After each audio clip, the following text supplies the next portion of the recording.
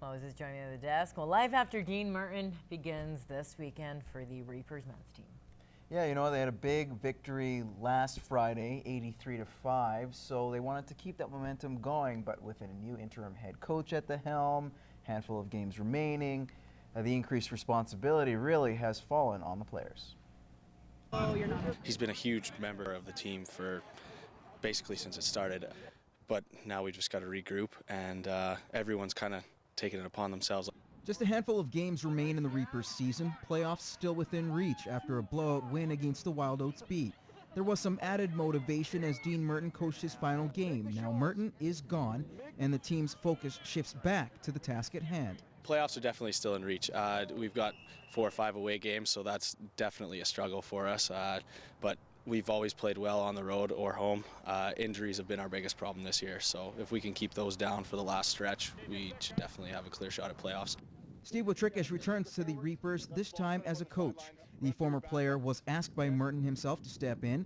Watrickish currently coaches high school rugby and doesn't see a huge jump from kids to grown men. It's not a big transition. You know, it's not like I haven't stepped in and filled in for coaching with the team in the past. Coaching does give me an outlet for competing and helps, you know, build the youth for the game to give a replacement for the Reapers. But I still miss playing. Do I see it happening? Probably not. You'll have to ask my wife and kids.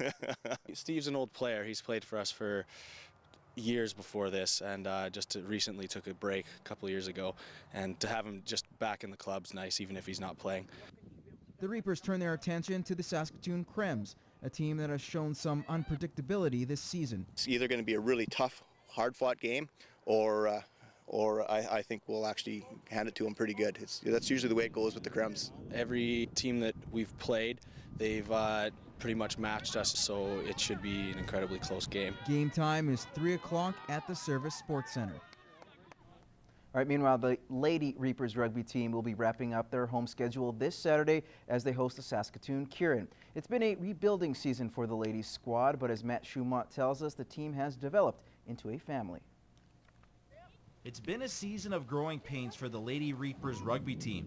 However, it hasn't been all bad. Despite the lack of numbers, the girls have seen a vast improvement with the team.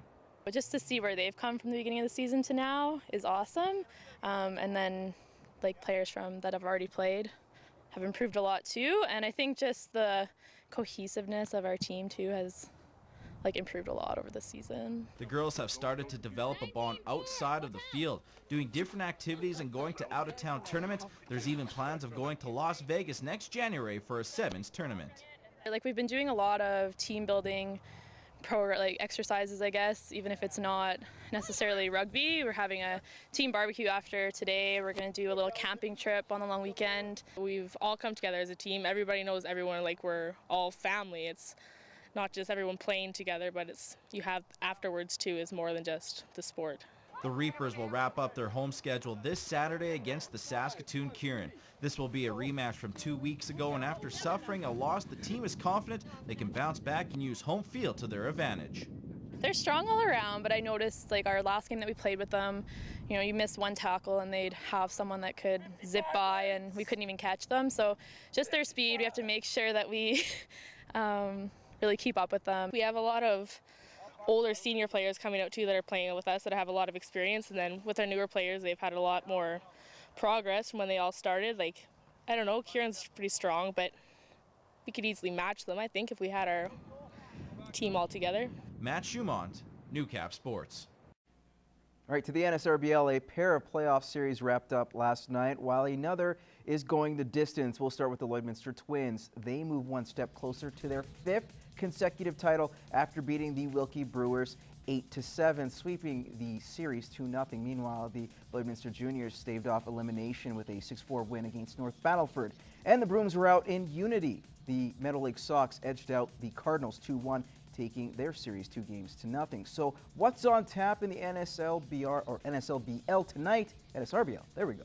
Game 3 between the Beavers and Juniors. If Lloydminster wins, they will face the Twins in the semis. You can check this game out, 6:30 at Wallace Field. The other quarterfinal matchup, the Border City Blue Jays can wrap up their series with the Midwest Expos. That one goes at Legion Ballpark at 6:30. Now, news from Leduc. The Lloydminster Bet Cave Rebels improved to 3-2 this afternoon at the Under-21 Women's Fast Pitch Canadian Championships with an 11-5 win over the Moosomin Predators. Cassidy Gilry pitched a complete game for the win. They wrap up the round robin against the winless River City Hornets. The top 4 teams qualify for the medal round. The Rebels currently sit in 3rd and will advance. That's your first look at sports. Gerard is up next with weather. After getting rained out last weekend in St. Walburg, the CPCA is back at it in Meadow Lake this weekend for the Canada Cup. The drivers have divvied up into teams and are raring to go. Kyle Gallagher has more in this week's Inside the CPCA. Jamie Laboucane is getting everything ready for a weekend of racing, despite the fact he won't be hitting the track anytime soon.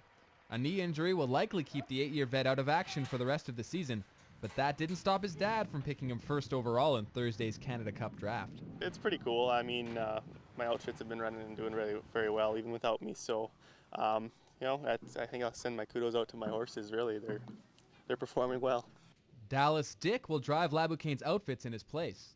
Laboucane says it's tough to watch from the sidelines, but he's confident in Dick as his replacement. It's not very much fun. I mean, if you work all year to get these outfits ready to go, and then you got to watch somebody else drive them, but just thankful that somebody like Dallas could step up and drive for me. I know his horses. He's got 2 good outfits, and Dallas is a pretty solid driver, so, I think he's got a good shot at bringing in some good points.